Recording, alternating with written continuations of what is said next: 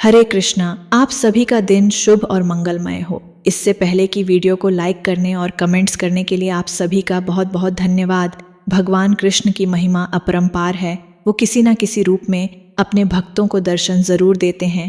अगर कोई भक्त उनकी सच्चे मन से भक्ति करता है तो वो हर संभव उनकी सहायता जरूर करते हैं। अगर सच्चे मन से पूरी तरह समर्पित भाव से भगवान की भक्ति की जाए, सुध बुध खोकर अगर सिर्फ भगवान का ही ध्यान किया जाए, सब कुछ मोह माया त्याग कर अगर केवल प्रभु में ही मन लगा लिया जाए, तो भगवान अपने भक्त को कभी में नहीं रहने देते, उसे हर संकट से तार लेते हैं। और आज के अध्याय का शुभारंभ भी भगवान कृष्ण के चमत्कार की कहानी से करेंगे। अगर आज की ये कहानी आपको पसंद आए तो वीडियो को लाइक करके हो सके तो शेयर ज़रूर कीजिएगा। भगवान श्री कृष्ण की जन्मभूमि में हर जगह आपको कुछ ना कुछ आश्चर्य ऐसे दिखाई देंगे जो भगवान से जुड़े हैं। कहा जाता है कि इसकी वजह यह कण कण में भगवान कृष्ण का वास माना जाता है। वृंदावन में भी आपको बहुत सारे आश्चर्य दिखाई दे जाएंगे। यहाँ पर कई संत भी हुए हैं, ऐसे संत जिनके चमत्कारों के किस्से हमेशा सुनाई देते हैं। आज भी अनेकों संत वहाँ पर हैं जिनके आश्चर्यजनक चमत्कारों को यहाँ आने वाले श्रद्धालु अक्सर देखा करते हैं। ऐसे ही एक चमत्कार है पागल बाबा का मंदिर और उसके पागल बाबा और उनके इस मंदिर के निर्माण की कहानी बहुत ही दिलचस्प है। आप सभी को जरूर सुननी चाहिए। पागल मंदिर मथुरा वृंदावन मार्ग पर स्थित है। इसके बारे में कथा जनमानस में आज भी बहुत प्रचलित है। इसके अनुसार एक गरीब कृष्ण भक्त ब्राह्मण दिन भर ठाकुर जी का नाम जपा करता था। उसके पास जो कुछ भी था, या यूं कहे कि जितना कुछ भी रुखा सुखा उसे मांग कर खाने को मिलता, वो उसे भगवान की मर्जी समझकर खुशी खुशी खा लेता और अपना जीवन बिता रहा था। एक बार उसे कुछ पैसों की आवश्यकता पड़ी तो किसी साहूकार से वह पैसे लेने के लिए गया। साहूकार ने उसे पैसे देते हुए कहा कि उसे ये पैसे जल्दी ही वापस करने होंगे। उसकी बात मानकर वह पैसे लेकर घर आ गया। अब वह ब्राह्मण हर महीने नियम से किस्त का हिसाब करके साहूकार के पैसे लौटाने जाता था।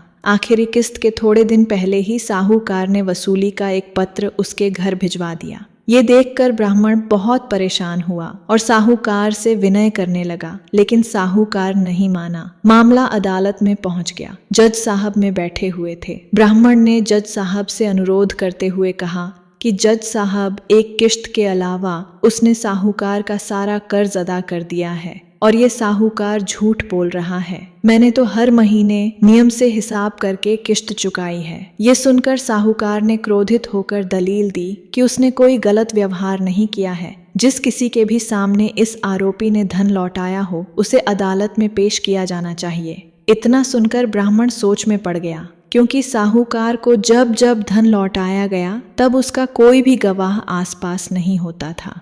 इस बारे में बहुत सोचते हुए ब्राह्मण को अंत में अपने भगवान की याद आई और गवाह के रूप में उसने भगवान कृष्ण का नाम ले लिया। भगवान कृष्ण का नाम सुनकर पहले तो जज साहब कुछ हैरान हुए, लेकिन बाद में ब्राह्मण से उनका पता मांगा गया। ब्राह्मण के कहने पर एक नोटिस बांके बिहारी के मंदिर में भेजा गया, क्योंकि जब अदालत में गवाही देनी होती है तब नोटिस मिलने पर गवाह को अदालत में उपस्थित होना ही पड़ता है। अब पेशी की अगली तारीख एक बूढ़ा आदमी कोर्ट में पेश हुआ और ब्राह्मण की तरफ से गवाही देते हुए कहने लगा कि जब ब्राह्मण साहूकार के पैसे लौटाता था तब मैं उसके साथ ही हुआ करता था। बूढ़े आदमी ने रकम वापस करने की हर तारीख को कोर्ट में मुंह जवानी बता दिया, जैसे उसे सब कुछ एक एक तारीख के हिसाब से याद हो। साहूकार के खाते में भी बूढ़े आदमी द्वारा बताई गई रकम की जो तारीख थी वो भी सही निकली। साहूकार ने राशि तो दर्ज की थी, लेकिन नाम फर्जी लिखे हुए थे। इसके आधार पर जज ने ब्राह्मण को निर्दोष साबित कर दिया। लेकिन जज साहब अब तक हैरान थे कि इतना बूढ़ा आदमी इतनी सारी तारीखें भला कैसे याद रख सकता है। जज साहब ने उसके बारे में जब ब्राह्मण से पूछा कि ये बूढ़ा आदमी कौन है, तो ब्राह्मण ने उत्तर दिया कि ये सब जगह रहता है। लोग उन्हें श्याम, कान्हा, कृष्ण आदि नामों से जानते हैं। इसके बाद जज साहब ने फिर से ब्राह्मण से पूछा कि बताओ वो बूढ़ा आदमी कौन था। फिर ब्राह्मण ने कहा सच में उसे नहीं पता कि वो कौन थे। जज साहब को इस बात से बड़ी हैरानी हुई। उनके मन में सवाल पर सवाल आ रहे थे कि आखिरकार वो आदमी कौन था। इसी पहेली को सुलझाने के लिए जज साहब स्वयं अगले दिन बांके बिहारी के मंदिर में पहुंच गए, क्योंकि ब्राह्मण ने जब गवाही का वह पता दिया था तो उसमें यही पता उपस्थित था। जज साहब कहते थे कि आखिर बीते दिन जो आदमी अदालत में गया था वो कौन था। मंदिर के पुजारी से जब जज साहब ने पूछा और सारे घटनाक्रम की जानकारी दी और बात की, तो पुजारी जी ने बताया कि जो भी चिट्ठी पत्री यहाँ आती है उसे भगवान के चरणों में रख दिया जाता है। जज साहब ने उस बूढ़े आदमी के बारे में भी पूछा, लेकिन पुजारी जी ने कहा ऐसा तो कोई भी आदमी यहाँ नहीं रहता। ये सब बातें सुनने के बाद जज साहब को लगा कि हो ना हो वे साक्षात श्री कृष्ण ही रहे होंगे। इस घटना का जज पर इतना असर पड़ा कि अपने आप को धन्य मानते हुए उन्होंने अपने पद से ही इस्तीफा दे दिया और घर परिवार भी छोड़ दिया और स्वयं एक संत बन गए, भगवान कृष्ण की भक्ति में रम गए। स्थानीय लोगों का मानना है कि बहुत सालों बाद वह जज पागल बाबा के नाम से वृंदावन में वापस लौटे और उन्होंने पागल बाबा मंदिर का निर्माण कराया। तब से ये मंदिर पागल मंदिर के नाम से प्रसिद्ध है। इस मंदिर के निर्माण के बारे में एक और प्रचलित मान्यता है कि जब जज साहब को पता लगा कि उनके सामने साक्षात श्री कृष्ण ही अदालत में पेश हुए हैं, तब से वह श्री कृष्ण को ढूंढने के लिए इतने अधीर, इतने बेचैन हो गए थे कि अपनी सुध बुध खो बैठे थे। इस घटना ने उन्हें इतना बेचैन कर दिया था, इतना व्याकुल कर दिया था कि वह पागल से हो गए थे। इसके बाद वह जिस किसी भंडारे में जाते वहां से पत्तलों की जूठन उठाते और उसमें से आधा जूठन ठाकुर जी को अर्पित करते और आधा खा जाते थे। उन्हें ऐसा करते देख लोग उनके विरुद्ध हो गए। लोगों ने उन्हें मारना पीटना भी शुरू कर दिया, लेकिन वह अपनी सुध बुद्ध खोकर हर दिन भंडारों का जूठन खुद खाते और भगवान को भी खिलाते रहते थे। हार कर लोगों ने उन्हें पागल के रूप में मार लिया और धीरे धीरे उनका नाम ही पागल बाबा पड़ गया। कहा जाता है कि उनसे परेशान होकर लोगों ने एक बार उनके खिलाफ एक योजना बनाई, जिसके अनुसार भंडारे में अपनी पत्तलों में से कुछ भी नहीं छोड़ा ताकि वह ठाकुर जी को जूठन ही ना खिला सके। लेकिन पागल बाबा तो आखिर पागल बाबा ठहरे। उन्होंने वो सारी पत्तलों में से पोंछ कर जितनी भी जूठन हो पाई उन सब का एक निवाला बना लिया और अपने मुंह में डाल लिया। लेकिन इस आपाधापी में इस बार वह ठाकुर जी को भोग लगाना भूल गए। इस बात का एहसास होते ही बिना ठाकुर जी को भोग लगाए ही वे निवाला तो उन्होंने अपने मुंह का जो निवाला था वो गले के नीचे जाने ही नहीं दिया। उन्हें लगा कि अगर वो पहले खा लेंगे तो ठाकुर जी का अपमान हो जाएगा और अगर ये निवाला बाहर थूक दिया तो अन्न का अपमान हो जाएगा।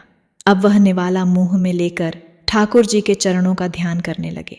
तभी अचानक से बाल गोपाल एक सुंदर से लड़के के रूप में पागल बाबा यानी जज साहब के पास आया और बोला, क्यों आज मेरा भोजन? ये सुनकर जज साहब की आंखें आंसुओं से भर गईं और बोले, ठाकुर जी बहुत बड़ी भूल हो गई है, माफ कर दो। ठाकुर जी ने भी मुस्कुराते हुए कहा कि आज तक तुमने मुझे लोगों का झूठा खिलाया है, किंतु आज अपना ही झूठा खिला दो। जज साहब की आंखों से आंसू रुकने का नाम ही नहीं ले रहे थे।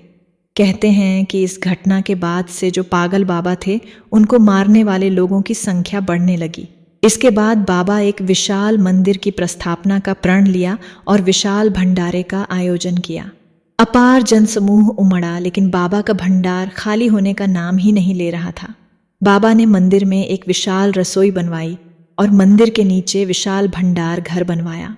उसी समय आयकर विभाग ने छापा मारा कि इतना अनाज और भंडारे का सामान कहाँ से आ रहा है।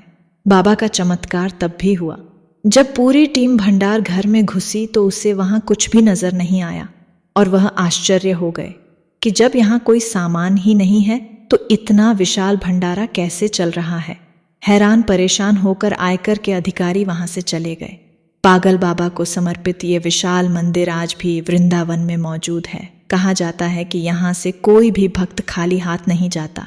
यहाँ भक्तों की हर मनोकामना पागल बाबा और उनके कन्हैया जी जरूर सुनते हैं। तो कैसी लगी आपको आज की ये कहानी? अब सुनिए आगे का अध्याय। और आज के अध्याय के अंत में भी श्री तुलसी चालीसा पाठ और तुलसी माता की आरती सुनेंगे, क्योंकि कार्तिक के महीने में हर दिन नियम से तुलसी चालीसा का पाठ और तुलसी माता की आरती गानी चाहिए। इससे पहले के अध्याय में जब भगवान श्री कृष्ण ने सत्यभामा जी को उनके पूर्व जन्म का वृतांत सुनाया, तब ये कथा सुनकर समस्त आर्षि मुनियों ने श्री सूत जी महाराज से कहा, हे सूत जी महाराज, अब आप कृपा करके कार्तिक मास और तुलसी जी के का भी वर्णन कीजिए। तब हे ऋषियों, जो प्रश्न आपने मुझसे किया है, यही प्रश्न राजा पृथु ने नारद मुनि से किया था, और जो उत्तर नारद जी ने महाराज पृथु को दिया था, वही आज मैं आपको सुना रहा हूँ। सो आप सब एकाग्रचित होकर सुनो। एक दिन राजा पृथु ने श्री नारद जी से पूछा, हे देवर्षि भगवान को तुलसी इतनी प्यारी क्यों है? आप कृपा करके इसका महत्व सुना दीजिए। राजा पृथु की बात सुनकर देवर्षि नारद कहने लगे, एक समय देवराज इंद्र बहुत से देवताओं और अप्सराओं सहित देवों के देव श्री महादेव जी के दर्शनों को कैलाश पर्वत पर गए। वे सभी जब कैलाश पर्वत पर पहुंचे तो उन्होंने भारी आकार और भयंकर नेत्रों वाले एक विशाल गए पुरुष को देखा। तब देवराज इंद्र ने उससे पूछा, तू कौन है और भगवान शिव कहाँ है? देवराज इंद्र के कई बार पूछने पर भी उसने कोई उत्तर नहीं दिया तो देवराज को बड़ा क्रोध आया। मारे क्रोध के देवराज इंद्र ने अपना वज्र उसके कंठ पर दे मारा, जिससे उसका नीला हो गया, परंतु साथ ही इंद्र का वज्र भी भस्म हो गया। फिर उसकी आंखों में प्रचंड ज्वाला प्रकट हुई। उस समय ऐसा प्रतीत हो रहा था मानो यह ज्वाला देवराज इंद्र सहित सारे संसार को जलाकर भस्म कर देगी। ऐसी भयानक परिस्थिति देखकर देवगुरु बृहस्पति जी तथा देवराज इंद्र आदि सभी देवता नतमस्तक होकर भगवान शिव की स्तुति करते हुए कहने लगे कि हे देवों के देव श्री महादेव त्रिपुरा से अघासुर का विनाश करने वाले हे त्रिपुरारी अघारी, आपको बारंबार नमस्कार है। हे सूर्य नर मुनियों की रक्षा करने वाले, आपको नतमस्तक प्रणाम है। देवर्षि नारद ने कहा, हे राजा पृथु, इस प्रकार देवताओं की स्तुति सुनकर श्री महादेव जी ने समस्त ब्रह्मांड को भस्म कर देने वाली अग्नि को शांत कर दिया और कहने लगे, हे देवता गणों, मैं आप सबकी स्तुति सुनकर अत्यंत प्रसन्न हूँ। सो आप सबको तब समस्त देवताओं सहित देवगुरु श्री बृहस्पति जी ने क्षमा दान मांगा और कहा कि हे देव, जो सूर्यराज से अपराध हुआ है उसके लिए क्षमा प्रदान कीजिए। श्री बृहस्पति जी की स्तुति सुनकर पुनः देवाधिदेव श्री महादेव जी कहने लगे, मैंने इंद्र का अपराध क्षमा कर दिया और जीवन दान भी दे दिया। हे बृहस्पति जी, आज से आपका नाम भी अमर होगा। तब श्री बृहस्पति जी कहने लगे, हे भगवान, अगर आप हम सब प्रसन्न हैं तो सूर्यराज की रक्षा भी कीजिए और सारे ब्रह्मांड को भस्म करने वाली अग्नि जो आपके तेज से उत्पन्न हुई है उसे भी शीघ्र शांत कर दीजिए। भगवान शंकर कहने लगे, मेरे नेत्रों से निकला हुआ ज्वाला रूपी तेज अब वापस कैसे हो सकेगा, इसलिए अब हम इसे कहीं दूर फेंक देते हैं। ऐसा कहकर भगवान भूतेश्वर ने उस अग्नि को समुद्र में फेंक दिया। तब वह अग्नि गंगा के संगम पर गंगा सागर में जा गिरी और एक बालक का रूप रोने लगी। उसके रोने की आवाज से पृथ्वी हो गई, सप्त द्वीप बहरे हो गए। ऐसा घोर आश्चर्य देखकर, समुद्र की गोद में बालक को रोते हुए देखकर श्री ब्रह्मा जी बड़े आश्चर्य से पूछने लगे, ये किसका बालक है? समुद्र ने उस बालक को बड़े आदर से उठाकर ब्रह्मा जी की गोद में दे दिया और कहा कि ये मेरा पुत्र है जो गंगा से उत्पन्न हुआ है, अब आप इसका जात कर्म कराइए। उसी समय उसने ब्रह्मा जी की दाढ़ी पकड़कर बड़े जोर से मरोड़ दी, जिसके मरोड़ने से ब्रह्मा जी की आंखों में आंसू भर आए। तब किसी प्रकार से ब्रह्मा जी ने अपनी दाढ़ी छुड़ाई और कहा, इसने हमारी आंखों से जल निकाला है, इसलिए इसका नाम जलंधर होगा और यह शिव जी के अलावा संसार में और किसी के हाथ से नहीं मर पाएगा। इसका कारण ये है कि यह शिव जी के अंश से उत्पन्न हुआ है। यह सुनते ही वह बालक युवा हो गया। तब ब्रह्मा जी ने शुक्राचार्य जी को बुलाकर उसका राज्याभिषेक कराया और तब ब्रह्मा वहाँ से अंतर्ध्यान हो गई। सिंधुराज ने कालनेमी की पुत्री वृंदा के साथ जालंधर का विवाह करा दिया। वृंदा अति सुंदर थी और सारे ब्रह्मांड में प्रथम सती और पतिव्रता थी। परम सुंदर पत्नी पाकर जालंधर बहुत प्रसन्न हुआ, इसलिए आनंद से अब उसके दिन बीतने लगे। जब जब जालंधर घर में आता तो वृंदा स्वयं अपने हाथों से पंखा झलती, पाद्य, अर्घ्य और आचमन अर्पण करती। इस प्रकार वह अपने पति नारायण समझकर उसकी सेवा किया करती थी। देवर्षि नारद बोले, हे राजन, अब मैं पतिव्रता स्त्रियों के कुछ लक्षण सुनाता हूँ। पतिव्रता स्त्री अपने पति के दुख में दुखी और पति के सुख में सुखी रहती है। पति के परदेश जाने पर वह वेदना का अथाह दुख सहन करती है और पति के मर जाने पर पतिव्रता स्त्री पति के साथ सती हो जाती है। अपने पति के पाप पुण्य में आधे की भागीदार होती है, इसलिए स्त्री अर्धांगिनी कहलाती है। जो स्त्री अपने मृत पति के साथ श्मशान भूमि तक जितने कदम उठाकर जाती है, उसको एक एक कदम पर एक एक यज्ञ का पुण्य फल प्राप्त होता है। ऐसी स्त्री अपने माता पिता और पति इन तीनों कुलों को पवित्र कर देती है। जिस प्रकार सपेरा सर्प को बिल से बाहर निकाल लेता है, ठीक उसी प्रकार पतिव्रता सती नारी अपने पति को नरक से निकाल लेती है। जालंधर की कथा पर वापस आते हुए देवर्षि नारद ने आगे कहा, हे राजा, पृथु देवताओं के भय से भयभीत होकर जो सब दैत्य पाताल लोक में भाग गए थे, वे जालंधर का अभय पाकर फिर से पृथ्वी पर आकर निर्भय घूमने लगे। उसी समय जालंधर ने राहु के कटे हुए सिर को देखा और उसने शुक्राचार्य जी से इसका रहस्य पूछा। तब उन्होंने समुद्र मंथन के समय देवताओं द्वारा अमृत को चले जाने का समस्त वृतांत उसे कह सुनाया। इस प्रकार अपने पिता का मंथन और द्वारा दैत्यों का अपमान सुनकर जालंधर को बड़ा क्रोध आया। क्रोध में भरे हुए जालंधर ने घसमर नामक दूत को बुलवाया और देवताओं के पास भेजा। घसमर ने देवराज इंद्र की सभा में जाकर अभिमानवश ना तो अपना मस्तक झुकाया और न नमस्कार किया, बल्कि गरज कर कहा कि दैत्य राज जालंधर ने जो कुछ कहला भेजा है वह सब कान खोलकर सुन लो। उन्होंने कहा है कि मेरे पिता समुद्र का मंथन करके जो 14 रत्न तुमने लिए हैं, उन पर तुम्हारा कोई अधिकार नहीं है। भला है कि वे रत्न तुम हमको वापस लौटा दो। दूत के ऐसे अभिमान पूर्ण शब्द सुनकर देवराज इंद्र भयभीत हो गए और विस्मय के साथ बोले कि समुद्र सदैव हमारे शत्रु दैत्यों की रक्षा करता है, इसलिए उसको हमने मत कर जो रत्न लिए हैं उस पर दैत्यों का कोई अधिकार नहीं। दूत ने देवराज के ऐसे वचन सुनकर वापस लौटकर जालंधर को उत्तर सुना दिया। इसे सुनकर जालंधर को बहुत क्रोध आया और देवताओं को उपाय वह सोचने लगा। उसने सभी दिशाओं में दूध भेजकर और पाताल में संदेश देकर समस्त दैत्यों को बुला लिया और शुंभ और निशिंग को दैत्य दल का सेनापति बना दिया। उन्होंने दैत्य दल सहित नंदन वन में जाकर देवराज इंद्र की अमरावती पुरी को चारों ओर से घेर लिया। तब देवराज इंद्र की आज्ञा से देवता भी युद्ध करने के लिए तैयार होकर युद्ध के मैदान में आ डटे।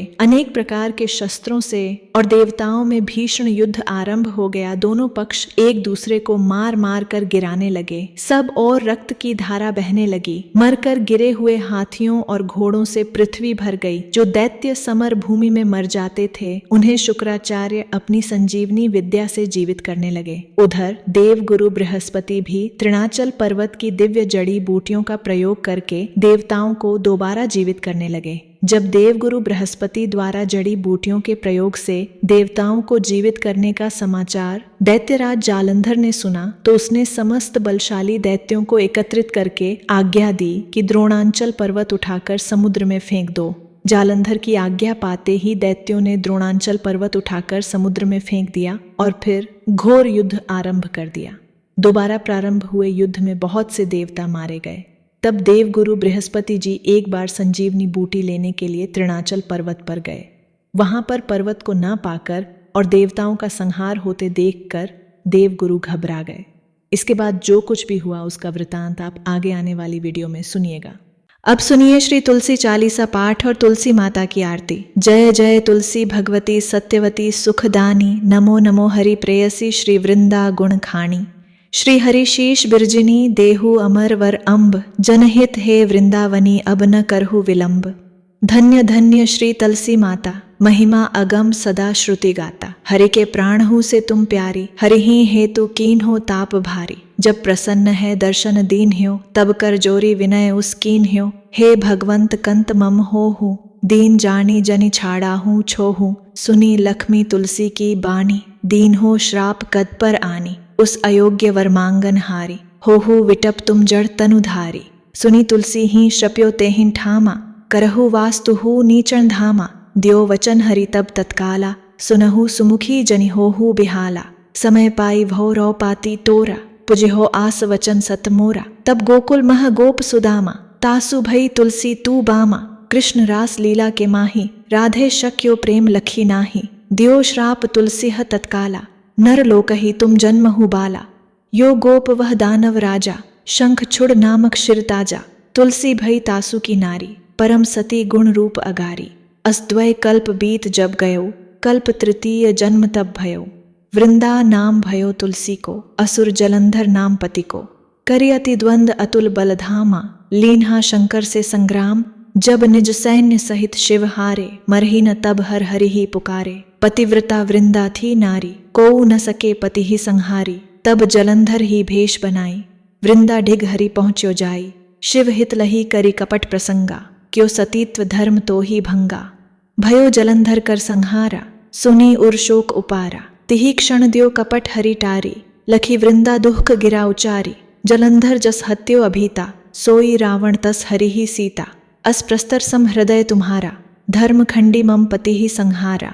यही कारण लही श्राप हमारा, होवे तनु पाषाण तुम्हारा। सुनी हरि तुरतहि वचन उच्चारे, दियो श्राप बिना विचारे। लखियो न निज करतूति पति को, छलन चाहियो जब पार्वती को। जड़मति तुहु अस हो जड़ रूपा, जगमह तुलसी विटप अनूपा। धग्व रूप हम शालिग्रामा, नदी गंड की बीच लल्लामा। जो तुलसी दल हम ही चढ़े हैं, सब सुख भोगी परम पद पे है। बिनु तुलसी हरि जलत शरीरा, अतिशय उठत शीश उर पीरा। जो तुलसी दल हरि शिर धारत, सो सहस्त्र घट अमृत डारत।